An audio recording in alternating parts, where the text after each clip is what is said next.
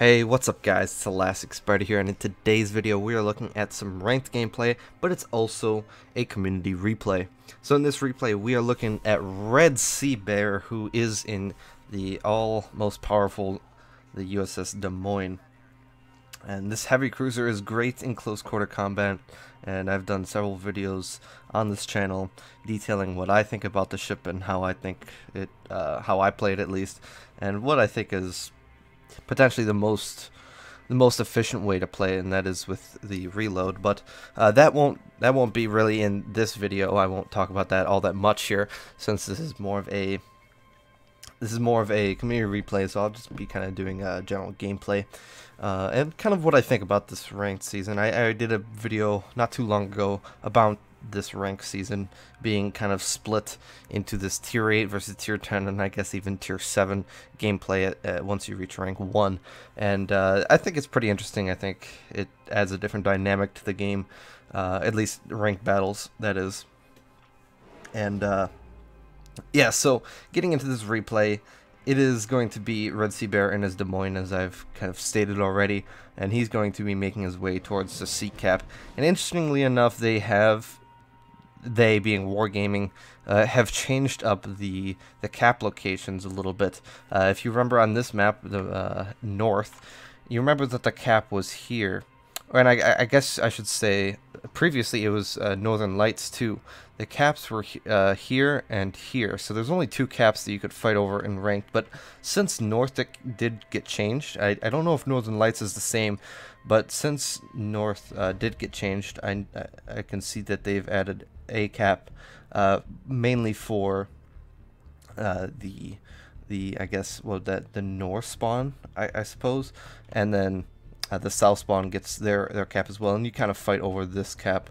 That seems to be the general dynamic of how the game progresses. So in the title, we did mention, SeaBear did mention that it was a 6v7 because one of our Hindenburgs is completely AFK. So here we're going to move into the smoke that is gearing laid for us. Some nice teamwork to start off the replay. We're going to be firing some AP at this Henri. So the Henri is an interesting ship. You really have to try and aim for right under the conning tower, not the smokestacks, because that's where that French spaced armor is. And you know, granted, it may or may not be super effective against cruisers, but you do want to aim right at the conning tower, because right underneath the conning tower at the waterline, and that is because at that section there is a little bit of armor that is actually not spaced out. So it is actually just, I think, 100 and I want to say 140, 150, I want to say. Don't quote me on that, but it is just a flat piece of armor. It's not spaced in any way, shape, or form. So that is of course the place you would like to aim, and it's not always ideal, but you know, that is what you want to aim for. Now this Henri could be a problem. He is getting a pretty nice position, and since they did change this gap, I guess in domination it's the CD gap. Since they did change that to make it a little bit wider, it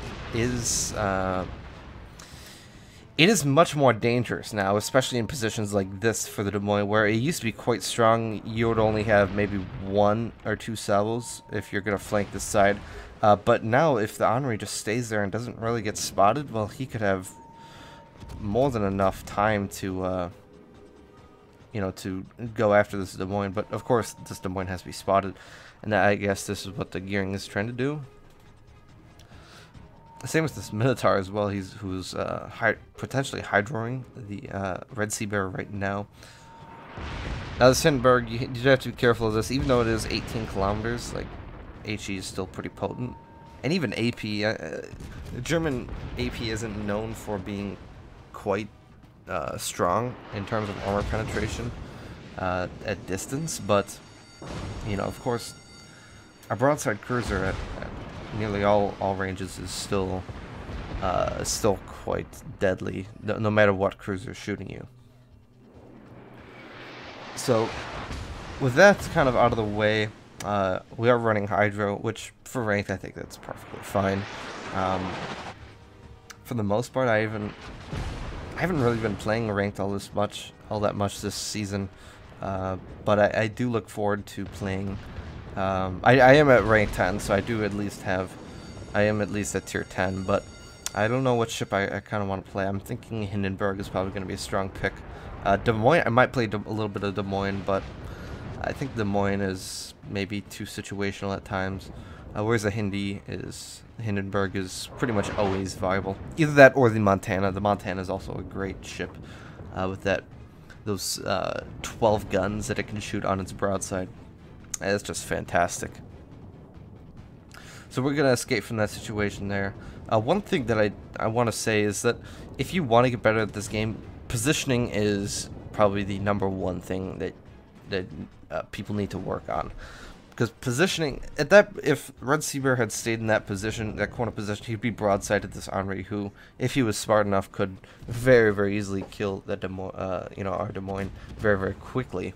And but RedSeaBear recognizes that Henri is going to be a threat, and at any moment these battleships could turn around the corner, push around that corner, and pretty easily one-shot the Des Moines, even if RedSeaBear was completely bow on. So positioning is the #1 thing, and always having an escape route is the next biggest thing. And in that position, the escape route is kind of difficult to get to. Essentially, you have to back up, spend about 30-40 seconds backing up, and then you have to make a turn where you are somewhat broadside to a decent amount of their team if they do push around the flanks. But it was a nice transition. He got out, RedSeaBear got out when he needed to, and let's start spamming this Montana. I guess, by the way, I should also mention, public test server right now has some of the it has the heavy cruiser line that will be coming in 0.7.5, and I plan to try and get some Buffalo gameplay, just because that ship it's quite interesting, because you go from 3 gun turret designs, 3 gun turret designs, and I guess 3 turret designs for most of the heavy cruiser lines, from the New Orleans all the way up to Des Moines, or from the New Orleans up until, I guess, the Baltimore, where you get 4 turrets. And this is particularly interesting because they're 4 203s, and you have a 12-gun broadside, which, when you think about it, American AP is some of the best AP in the game. Not in terms of shell velocity, as we're seeing here, but in terms of penetration, it's quite good. In terms of normalization angles, it's also quite good. Actually, the best. So things like that make the Des Moines and American heavy cruisers quite good. And just imagine putting 12 rounds downrange every 10-ish seconds, and that's not. I want to say that's with reload mod.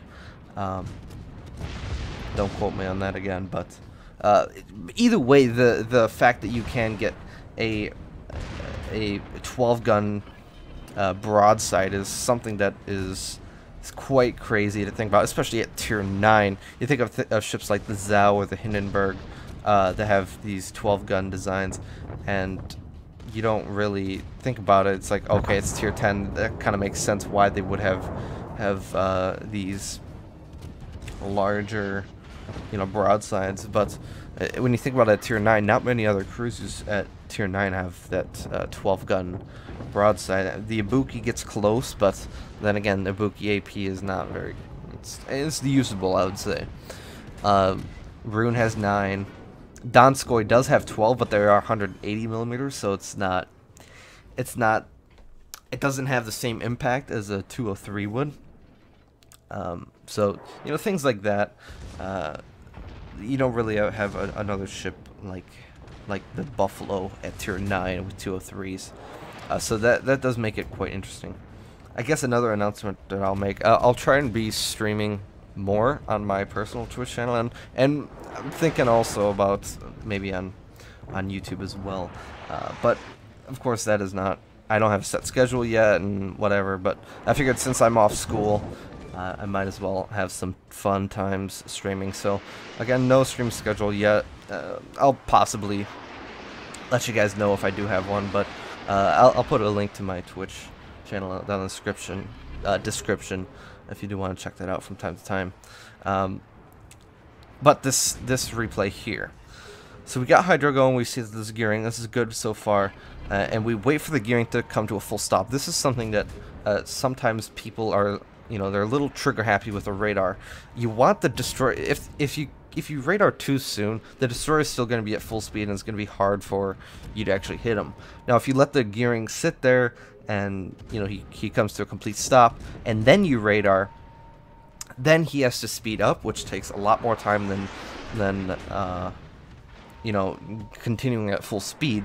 So being able to knowing when to radar, which is most of the time people think, okay, you just hit the button, hit the anti-smoke, anti-hide button.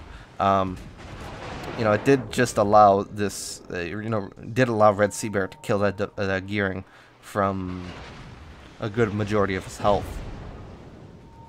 And even though that gearing was almost 10-11 kilometers, at that range, Des Moines sometimes is quite difficult to hit destroyers, especially if they're maneuvering a lot and wiggling their butt. But since RedSeaBear did, control and think about when his radar would be most efficient, and that's really what the Des Moines is about, is being most efficient in this ship. It's a high skill.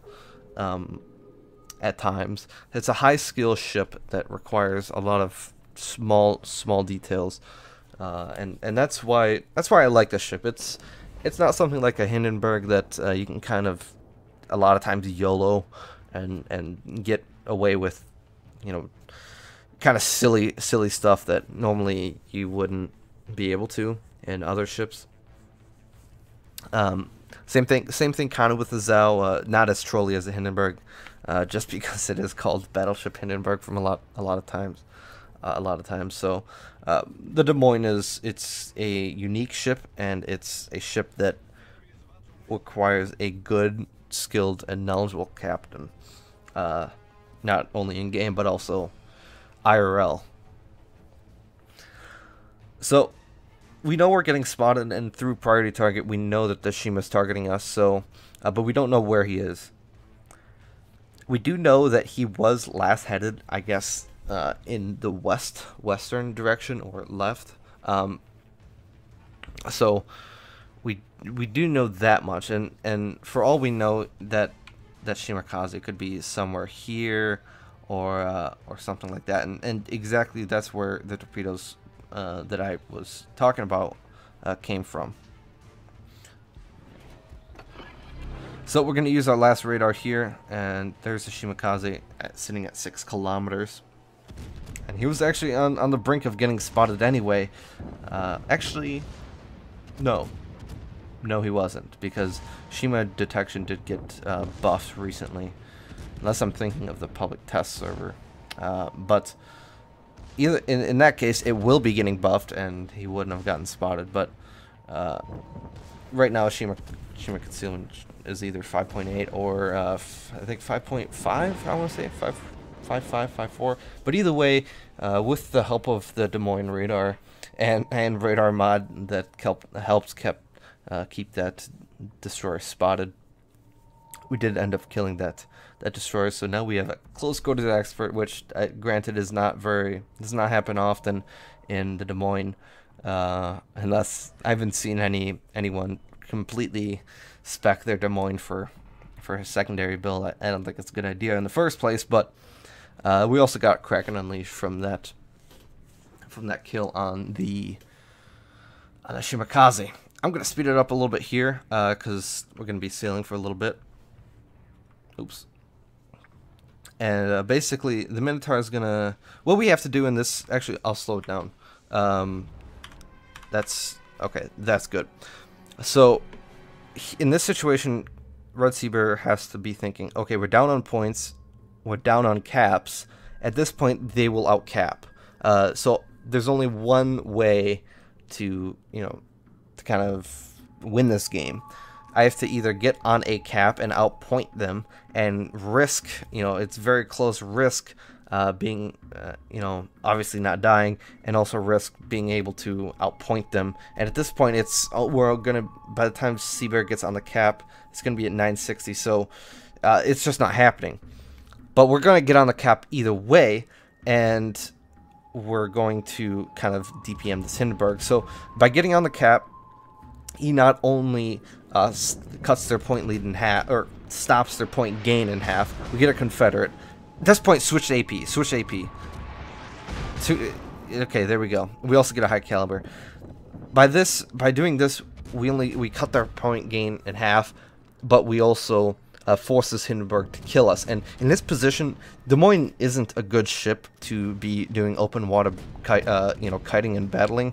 But in this situation, when you've got a Hindenburg chasing you, and you're angling away, it's perfect. And we can see there, that's why we won. So very, very nice game there by RedSeaBear, especially at the end. That was a very close game, and it's one of the closest games I've seen in a while. But either way, we killed 6 out of the 7 players on the enemy team. We got a Confederate close quarter Kraken and high caliber. Shot a couple planes down, whatever. 2 citadels on the Hindenburg and 3 base defense, with 145,000 damage for the game, which it's quite incredible, especially for a ranked game.